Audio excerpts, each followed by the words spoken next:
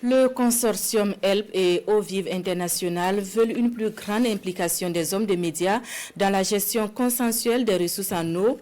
Pour les intéresser au sujet et aiguiser davantage leurs plumes, ils ont mis en route une caravane de presse de la partie Hassan Gourabou, Sayouba Mamboné et Salam Daval. Les berges de la vallée du Kou, dans la forêt classée de Dinderesso. Sur 9 sources d'eau il y a 20 ans, 5 fonctionnent difficilement de nos jours.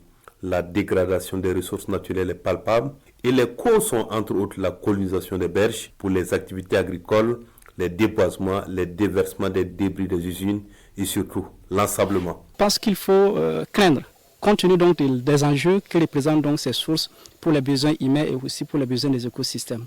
Vous aurez constaté les diguettes que nous avons faites, vous aurez également constaté des reboisements qui sont faits, vous aurez également l'occasion, peut-être pour une fois, de voir des aménagements intégrés de sources d'eau qui ont été faits pour pouvoir sécuriser ces sources d'eau. Face à cette dégradation progressive des ressources en eau et du couvert végétal, le projet de renforcement de l'opérationnalisation de la gestion intégrée des ressources en eau projet a entrepris plusieurs actions afin de sauver ce qui peut encore l'être. Dans le cadre du projet, comme je l'ai dit, nous accompagnons surtout les comités locaux de l'eau.